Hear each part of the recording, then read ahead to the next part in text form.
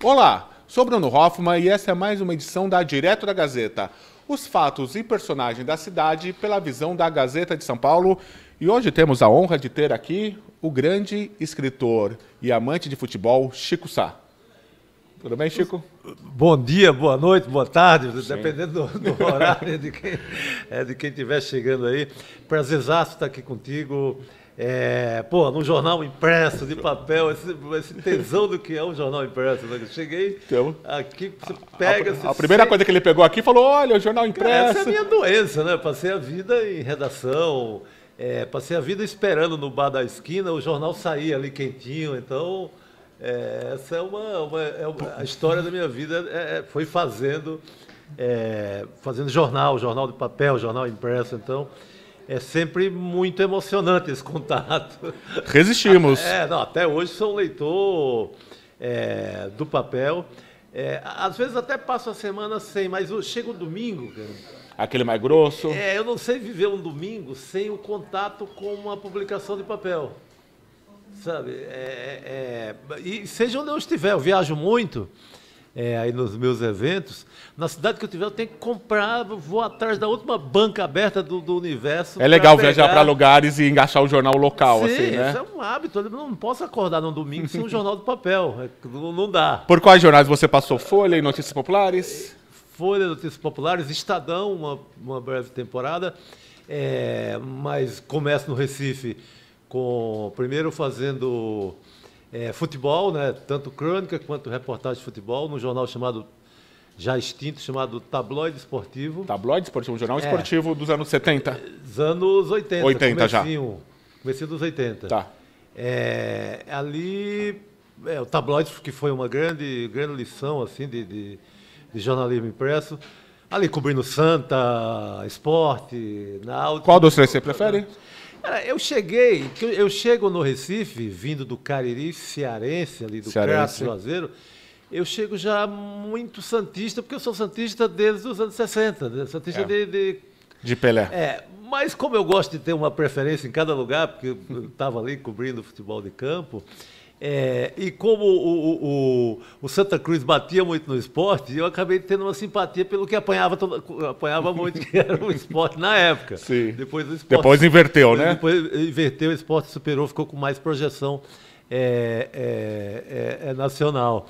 Mas hoje, a distância, eu torço pelos três, fiquei muito tempo lá no Recife, então tem uma grande simpatia pela cidade. Até acho que o futebol de Pernambuco não está em tão evidência, porque o Santa Cruz está lá embaixo. O futebol de Pernambuco precisa do Santa Cruz lá em cima, porque é um time muito popular, muito importante. Aliás, o Santa Cruz tem uma grande história durante a Segunda Guerra Mundial, né, de uma epopeia que fizeram pela Amazônia, que morreu, que procurem Santa Cruz, Segunda Guerra. É a maior saga do futebol de todos os tempos. Segundo o Luiz Antônio Simas, é a maior saga da história de um clube na história. O Simas tem razão. Não é de um clube, da história da humanidade, ele disse. Eu tô com o Simas e não abro. Mas vamos lá, e você está aqui também hoje para falar do seu 15º livro, Chico Sá, Cão Mijando no Caos, um pouco de cordel, um pouco de emoji aqui na capa. Isso. Eu queria que você explicasse desse livro. Aqui é um livro de crônicas também. Esse é um livro de crônicas que abarca aí esse período 2013, 2014... Joga aqui de novo. Até agora, por favor. né? Tá é uma forma de contar o que a gente viveu, o que a gente viveu na política, o que a gente viveu no humor, o que a gente viveu... Até tem muito... Eu tenho um diálogo permanente com o Dr. Sócrates. Seu amigo. Eu tive a sorte, foi uma das maiores sortes da vida, foi ter convivido com o Dr. Sócrates, né? E tem uns diálogos como se ele estivesse ainda vivo, que é aquela hora que eu vou tomar uma cerveja e sinto falta da conversa com ele. Então tem uns diálogo meu espírita com o Dr. Sócrates, que aliás era muito espírita. Ele não era ateu? Não, o Dr. Sócrates, quando ele morre, ele está radicalmente espírita. Olha, não tanto sabia. que ele estava paz e amor, ele estava nem aí para a morte, nem para nada. Ele tinha uma consciência espírita tão grande que estava tranquilaço. Eu conversei ultimamente com um pesquisador de cemitérios que fala que o Sócrates está se tornando um santo popular lá em Ribeirão Preto. Pessoas indo lá, agradecendo por milagres. Pagando promessa. Pagando promessa. Eu até brinco com ele numa das crônicas que eu digo, doutor, aqui na Terra estão fazendo promessas para parar de beber cerveja no seu túmulo. Tirando uma onda, porque era isso que eu fazia com ele a vida inteira. Claro, e antes de falar mais do livro, e como que era essa convivência? Como que era o humor dele? Ele era uma pessoa bem humorada, era uma pessoa mais ranzinza? Como que era ele no convívio entre amigos? Ele é um símbolo internacional, Sócrates, sempre né? muito humor e tal, né? Para tudo. Contador de causos. Um cara ali, muito um cara do interior, contador de causas, de histórias, de humor. Às vezes ficava muito irritado com a questão política, né? Ele era um cara que sonhou com um Brasil infinitamente melhor do que chegamos, então ele tinha essa bronca vez por outra, mas aquele cara para você tomar uma cerveja, um café e ficar feliz ali do diálogo que você tinha com ele. Né? Sim. E o Brasil, Chico Sá, agora voltando para o livro, o Brasil foi até, sei lá, 2012 e se tornou outro. Acho que o seu livro fala muito disso, né? Dessa mudança, porque teve uma mudança política, uma mudança cultural, até uma mudança na sua literatura, né? Acho que você muitas vezes era taxado, sua literatura era um pouco mais machista, talvez. Sim, né? sim. E até você também foi se transformando com essa... Eu queria que você explicasse um pouco dessa sua transformação na sua trajetória de Boa, Bruno. de escritor. Não, essa é uma questão muito importante assim, de transformação. Eu escrevia um tipo de crônica que às vezes era taxado como muito machista. Por mais que eu tivesse uma devoção às mulheres e isso ficava muito evidente, é um tipo de coisa que eu pego hoje e sei lá, eu quero queimar, porque eu acho. Tem vergonha do que eu escrevi? Que nem o Fernando Henrique falou, esqueça o que eu escrevi. É igual ao Fernando Henrique, esqueça aquelas crônicas. Na verdade, eu faço foi uma revisão muito interessante, né? Pela qual todos nós passamos. Sim, de alguma forma todo mundo passou, né? Os homens, né? A gente era machista, às vezes, sem vergonha nenhuma. Hoje a gente até pode incorrer num caso ou no outro, mas pelo menos a gente se vergonha um pouco disso, né? Porque não dá mais para ser aquele homem de... Antes nem pensava nisso, né? Não, esse é meu jeito, né? Era aquela cultura de boteco, era aquela história e aquilo era feito sem menor cerimônia. E eu comecei a escrever esse tipo de crônica, era para uma coluna chamada Coluna Macho, na revista da Folha. Coluna Macho. Coluna Macho. Tinha uma coluna LGBT, a sigla ia só até aí na época, e tinha a coluna Macho, e era uma contraposição à coluna LGBT, assim, não, de alguma forma? Era meio aquela história, a Folha se dizia um jornal plural e queria contemplar todos os segmentos. Então, me cabia escrever ali sobre esse... universo masculino, macho urbano, Jurubeba. Dos anos 90, e na época tinha era no auge do metrosexualismo, do David Beckham, e eu escrevia muito na contramão daquilo, da modinha do... Tá. Ou seja, não era anti-LGBT, era anti... Não, longe disso. O hétero sofisticado. Eu acho que é mais do machismo mesmo, tradicional do Brasil, escroto muitas vezes, do que no contraponto com o mundo LGBT, que é onde a sigla chegava até a época. Sim. Nunca teve bronca nenhuma com a questão... Não, nunca vi isso na sua mundo obra. Gay. Não, nunca o pecado, nunca o erro, nunca a incorreção foi nesse sentido. Tá. Era mais no machismo que via em forma de humor, via em forma de uma certa tiração de onda, mas visto de hoje, é uma excrescência. Eu condeno, eu saio roubando esse meu livro, o primeiro livro que chama Modos de Macho, Modinhas de Fêmea. Sim, esse é o primeiro. Eu saio roubando da casa de amigo para esconder. Posso dar uma olhada no meu próprio livro aqui e leva para casa? Ali, aí toma uma cerveja e nas festas e tal, eu saio roubando esse livro para não tirar ele de circulação. Sim. Mas ainda tem muito por aí, viu? Nos sebos e etc. Sim, não, isso aí é um clássico. Mas, assim, desde o seu livro fala muito dessa época, os protestos de junho de 2013, né? Sim. Junho de 2012, né? Ou 2013? Não, 2013. 2013, junho de 2013. Começou aquela onda, primeiro uma onda política de esquerda, de tomar as ruas, depois da direita, e o Brasil se transformou, né? E o seu livro fala muito desses últimos 10, 14 anos? Sim, não. 13, 14 anos. Inclusive começa naquela História das Ruas, né, em junho. Vem pra rua? Mas eu trato isso no livro, assim, não é ali como se fosse um artigo, contando, nem tem pretensão de historiador, nem de sociologia. Nem assim, um jornalismo. Não analiso. Por exemplo, aparece a passeata, aparece num casal que começa a se amar na passeata e sem entender direito o protesto. Tá. Tem outro personagem que é um camelô, que é um caso real de um amigo meu, nordestino como eu, que começou vendendo, ele disse que começou vendendo camisa do Che Guevara, ou umas camisas meio anarquistas, e acabou vendendo bandeira do Brasil. Isso é maravilhoso, na Paulista acontece toda hora, metade do negócio é Brasil, metade é o mesmo comunismo. Camelô, e ele analisa a mudança, ele é um cara muito politizado, já foi sindicalista e tal. E ele, o apelido dele é Bacanaço, aliás. Ele lê a história a partir do que ele vendia. Pô, eu estava vendendo camisa revolucionária, 3 dias depois eu estava vendendo símbolos do Brasil, Sim. com aquele patriotismo e tal. E ele, para ele, o objetivo dele na rua é ganhar dinheiro. Sim. Mas é interessante como um camelô pode te contar a história, a grande história do Brasil. E você está contando a história, né?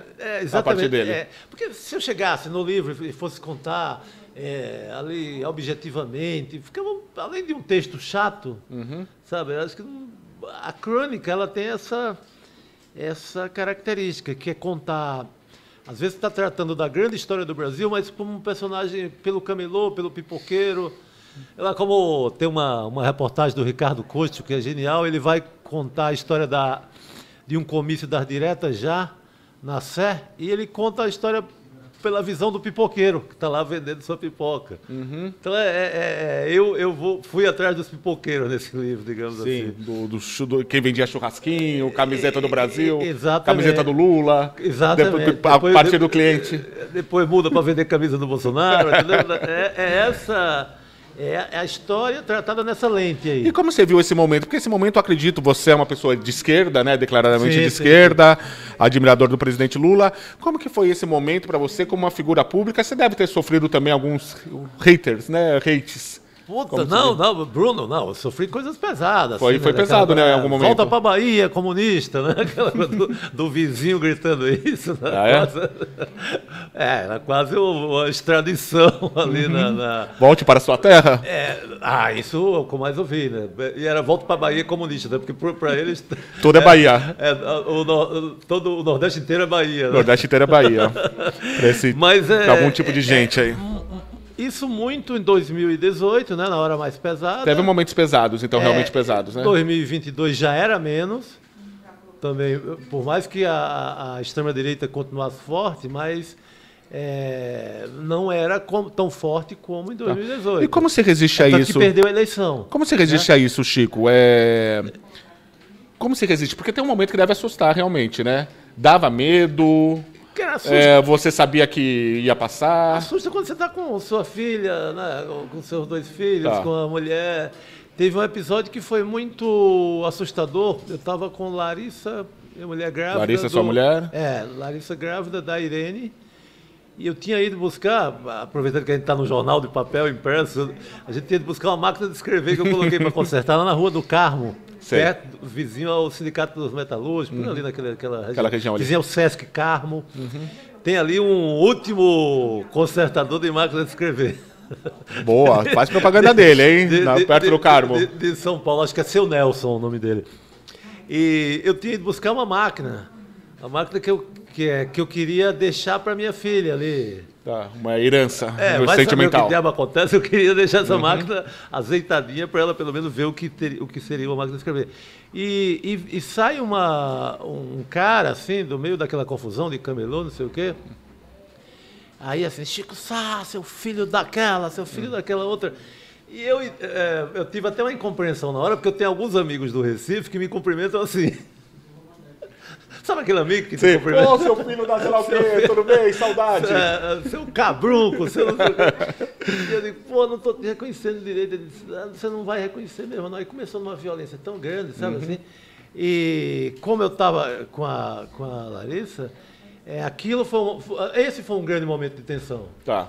Sabe? Foi uma tensão física, um medo físico até com a sua mulher, com a sua filha. De tudo, né? Aí, cara, como a minha mulher é mais brava do que eu, ela que... Enfrentou. Eu achando que estava protegendo ela, na verdade, é que botou... Calma, meu amor, indefeso, né? Ela, na verdade, é que botou o cara para correr. Porque Sim, eu conheço ela é brava. Infinitamente mais brava do que eu. Mas teve esse tipo de coisa, mas também teve coisa que começava com agressão mais pesada e acabava diluindo pro... Já deu até em tomar uma cerveja, sabe? Tá. Por conta do... Esse meu mundo da mesa redonda do futebol... Do futebol. Como eu passei por muita história de mesa redonda, cartão verde, passei mais uns 10 anos no Sport TV. A história do futebol, aí é o grande poder do Futiba. O poder do futebol, ele dilui um pouco até a porradaria política. Dilui o ódio. Aí o cara vê que era santista, amigo do Dr. Sócrates, e ia diluindo e aconteceu do que seria uma agressão virar uma cerveja ou um café. Tá, isso aconteceu algumas vezes. Aconteceu também. Então não vamos só falar que teve só a porradaria. Sim. Né? E tanto a esquerda quanto a direita pode ser, também tem esse lado agressivo, mas também pode ser ridícula, né? Pode ser risível, apontável. Sim. Você mostra isso no seu texto também, as patetices de ambos os lados? Tem muito. Tem muito essa história aí no livro. Você fala até do marketing, da desconstrução, né? Essa coisa do Volta para a Bahia Comunista é uma crônica que conhece exatamente com esse título. Tem esse título? Volta para a Bahia Comunista. Eu lembrando de... Aí eu começo sacaneando. Quando é que esse cara está vendo comunista? Onde é que tem comunista no Brasil? Estou doido para tomar uma cerveja com comunista e não encontro. Que queria conhecer esse cara, cadê ele? Pô, não existe. Eu fiquei chocado, eu lembro que tinha uma época que chamava o Dória de comunista. Então o velho fantasma do comunismo, né? E tem outra também, procura-se um comunista. Estão falando tanto nisso, eu não conheço um. Nem eu sou. Olha que nem você é. Olha que belo nome aqui. Sócrates, Che, Maradona, orai por nós outros. O que você faz quando falta oxigênio para respirar no Brasil? Corpo seco. Então você fala sobre essas... Sempre assim, tentando usar muito humor e nessa desconstrução. Você falou da questão do macho, né? Aí já aparece o macho...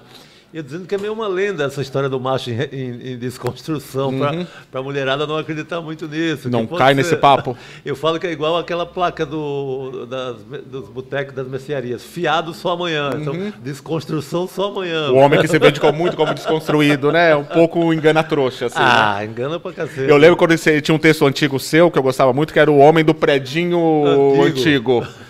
Que o predinho antigo, com uma vitrolinha ali, como é fofo, né? Cara, esse texto é um dos textos mais... Eu adorava esse seu texto aí. Um dos textos mais lidos, assim, uma das crônicas mais lidas. Ficou pop? De toda um hit, assim, de crônica. Porque quando você toca nos personagens que... esse é um personagem típico de São Paulo. É um personagem típico da Zona Oeste de São Paulo, onde a gente mora, né? Na ZO, onde a gente mora. Que é o cara que ali... eu tiro onda com aquele cara que cultua muito isso. Mora num prédio antigo, tem ali uma vitrola. Beira um pouco o que é o hipster, né? Hoje. Mas não era na época, ele era personagem. Ele era outro personagem. Eu acho que tem um gato com o nome de um músico de jazz. Ele tem a própria hortinha. Olha só. Uma hortinha ali com... Pega seu próprio manjericão. Seu próprio manjericão para fazer uma pasta. Ali na grande composição... Que grande canalha, né? Da enganação da conquista, né? Sim. Isso tudo era visto. E depois eu me vi, quando eu fui morar eu acabei sendo... Tudo que eu tirei onda na crônica, eu acabei praticando depois. Não, se a gente olha, porque a gente é um pouco também, né? Se a gente repara nos outros. Aí eu me vi, depois do prédio antigo, é claro, os amigos tiraram a onda a vida inteira, né? Eu não tive sossego. Você tá num prédio antigo, Chico Sá? Não, agora não. Agora tá. Prédio normal. Roots, raiz. Primeiro, acho que é um dos primeiros condomínios. É na Zona Oeste, mas é um dos primeiros condomínios ali. Tá.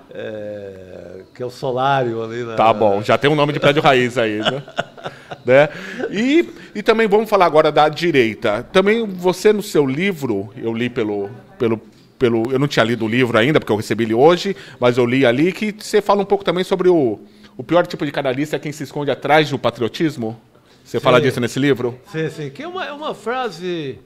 É até uma frase famosa, né? É uma frase muito antiga, que o patriotismo é o refúgio do canalha. Isso, é o último refúgio do canalha. É o último refúgio do canalha. Aí o Milor Fernandes, adaptando para o Brasil, falou, é o primeiro refúgio do canalha. E nada, assim, mais... Nada mostra mais a verdade dessa frase do que a gente viveu no Brasil, né? Qualquer canalha virou patriota. E uma vez patriota, ele se achava no direito a cometer qualquer absurdo. Ah, não, eu sou patriota, então eu sou mais do que você. Então eu posso tudo. Então eu posso ficar na frente do quartel, eu posso não aceitar o resultado da eleição, a democracia, quem manda na democracia sou eu. Eu posso perturbar o professor em sala de aula com uma câmera, não deixando ele dar aula direito, porque eu quero fiscalizá-lo. Eu posso te proibir de vacinar, eu posso impedir teu filho de entrar na fila da vacina. Então, esse patriotismo, ele virou meio um atestado para eu ser o mais filho daquilo da vida. Entendeu? O que eu fico meio chocado é que rolou um patriotismo de pessoas que odeiam o Brasil. Não, em parte deles odeiam o Brasil, não gosta do cinema brasileiro, não gosta fala mal do Brasil o dia inteiro, né? Leva o dinheiro para as Ilhas Caimã, lá para fora, como aqui... Não todos, mas parte deles, né? Você pega, você tinha o Paulo Guedes na economia... Fala que no Brasil nada funciona, nada presta. Defendendo, falando mal das empregadas domésticas que iam para Miami quando o dólar estava baixo, e com o dinheiro todo em paraísos fiscais, nas offshore, como chama. O Roberto Campos Neto, presidente do Banco Central, a mesma coisa. Está lá cheio de dinheiro fora do país e essa gente que se esconde sobre o rótulo ali de patriota e por isso se acha no direito de fazer tudo. Eu não acho que esses caras têm amor pelo Brasil dessa forma. Tem mais amor do Brasil do que você, por exemplo? Pelo amor de Deus. Porque você tem defeitos e qualidades, mas ama o Brasil, né? Pelo amor de Deus, eu sou brasileiríssimo. Sim, o seu texto é uma grande homenagem ao Brasil, né? Eu lembro quando você falava também dessa língua que nascia entre o Brasil e os países da América do Sul, aqui não é portunhol, né? Que você a gente usava o movimento, chamava Movimento do Portunhol Selvagem. Seu portunhol selvagem. Eu achava tão bonito isso de entender aquela mistura que tinha nas fronteiras do Brasil, né? A gente fez esse movimento que era comandado pelo Douglas Diegues, que é um poeta Ele está morando em Assunção agora, no Paraguai. Ele era ali de Corumbá, daquela região do Mato Grosso, e ele juntou escritores do Brasil, Argentina, Paraguai, Uruguai, chileno. Tinha um verdadeiro Mercosul dessa ideia. Cada um pegava o espanhol e mais uma língua indígena. O Douglas misturava, por exemplo, português, espanhol, uma língua nativa. E o Guarani. De cada região eu fazia espanhol, português e um português mais arcaico do Nordeste. Tá. Português que... É o quê? Isso eu quero o quê? Em textos, em literatura? Em texto. Tá. Cada um escrevendo no seu gênero. Contos, crônicas, saiu romance, saiu tudo. Tem o Joca Terron, que é do Mato Grosso, está aqui em São Paulo. Ele é do Mato Grosso? Ele mora em São Paulo aqui, né? Mora em São Paulo, Tá. O Ronaldo Bersani, o Bruno Torturra também foi um grande divulgador do Portunhol Selvagem. E chegamos a fazer o primeiro grande encontro do Portunhol Selvagem em Assunção. Ah, que legal. Na Embaixada do Brasil. Um país bilíngue, né? Era uma brincadeira, sim, país bilíngue. País bilíngue. A gente começou meio uma brincadeira em torno da língua ali, mas cresceu, sabe? Ocupou um espaço, assim, foram lançados muitos livros, que começou muito o que a gente chamava da solidão do português na América Latina. A gente, esse povo estranho que fala aquela língua que nem o outro do próprio continente fala. Sim. Então começou por aí essa ideia da mistura. Que o Fernando Pessoa fala que minha pátria é a língua portuguesa, a língua é a grande identidade que a gente tem cultural, né? De pertencer a algum povo. Tanto países que são bilíngues até são mais divididos, como a Espanha, né? Total. Porque o idioma é a maior característica que a gente tem como povo, né? Sem a menor dúvida. O idioma é uma coisa muito linda. Falando nisso, só para a gente ir para a reta final aqui, para não tomar muito seu tempo, Escritores que você gosta. Irene, em homenagem ao Manuel Bandeira? Nome da sua filha, não? Irene eu era pelo Manuel Bandeira, mas a gente escolheu o nome meio naquela de paz, pegando pelo alfabeto. Começou de A, de Aline, aí B, de não sei o quê, de Betina, aí vai, chegou a Irene. Mas entre tem a canção do Caetano, né? Tem, que é em cima do Manuel Bandeira. Acaba todo mundo achando que é mais ela do que. Mas era mais Bandeira, Irene Preta, Irene no Céu, mais o poema de Bandeira.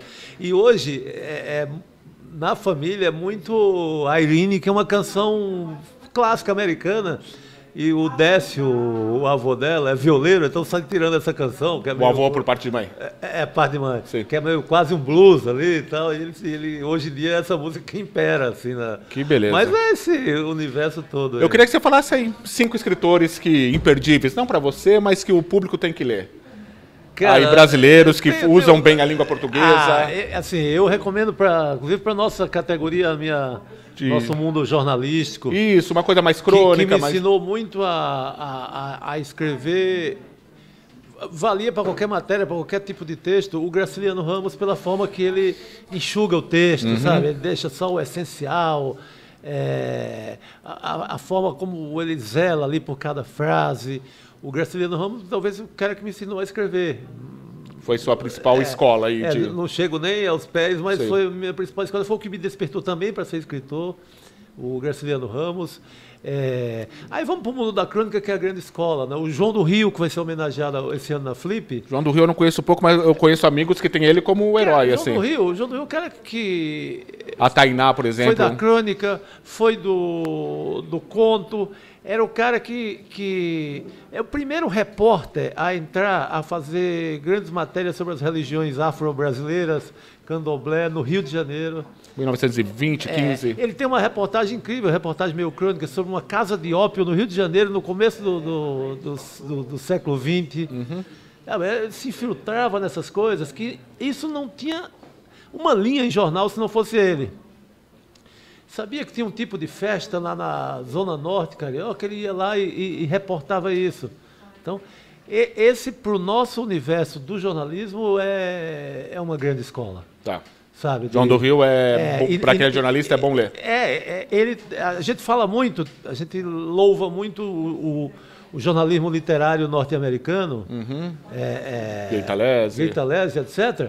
Mas sinto em dizer que o João do Rio começou essa brincadeira muito antes, há pelo menos uns 30 anos antes dos americanos, em todos os sentidos. E o texto não deve nada, e era Truman Capote, que me desculpe, mas o João do Rio estava fazendo há 30, 40 anos o que eles foram fazer depois.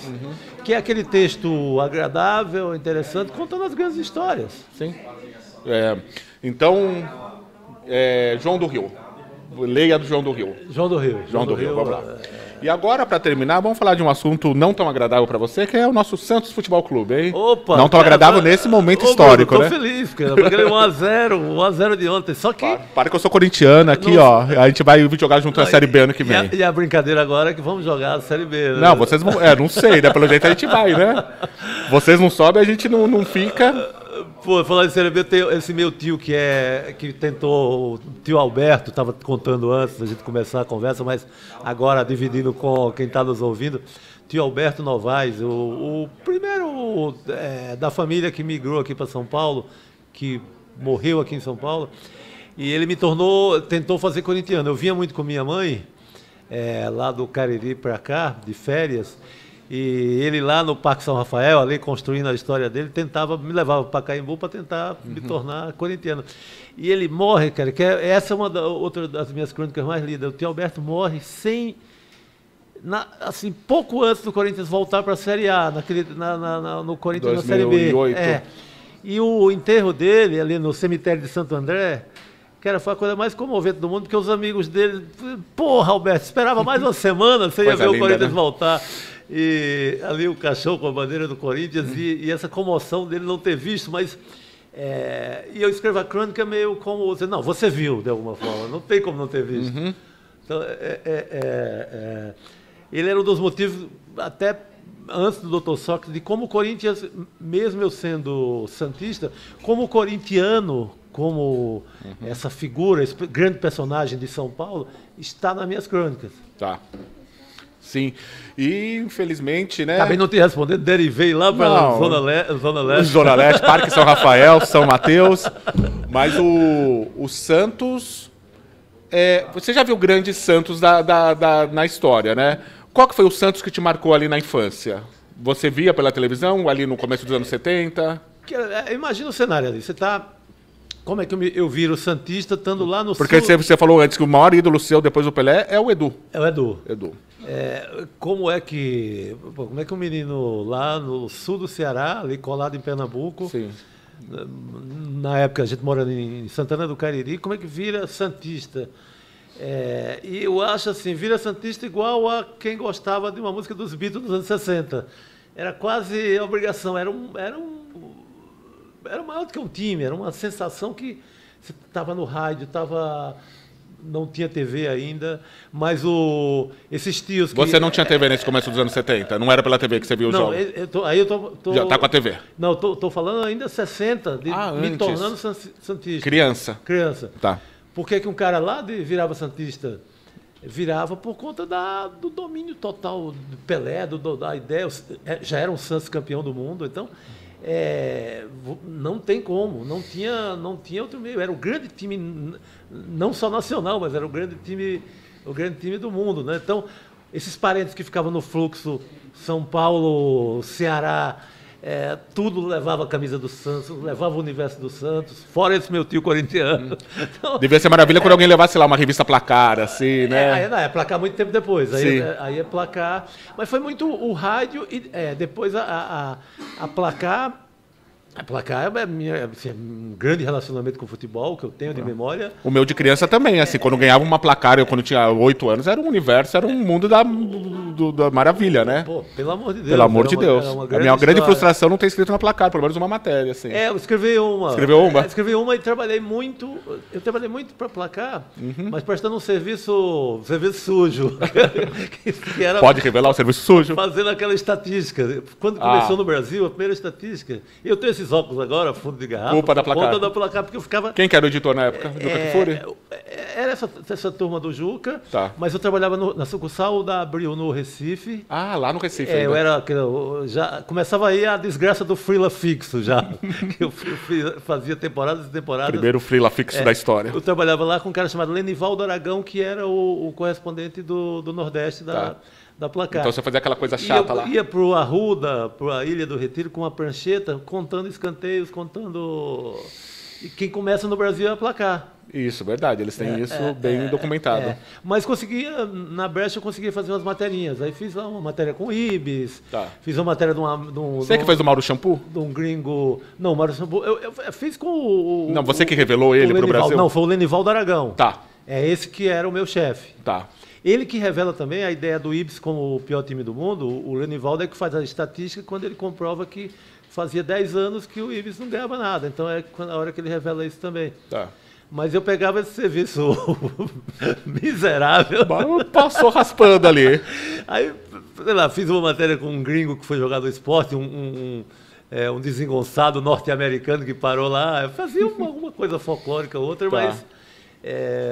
só para botar o nome na Placar, por conta era a grande revista da nossa vida, né? Você tem uma Placar assinada com o seu nome? Tem uma matéria. Então, maior vagabunda, mas tem.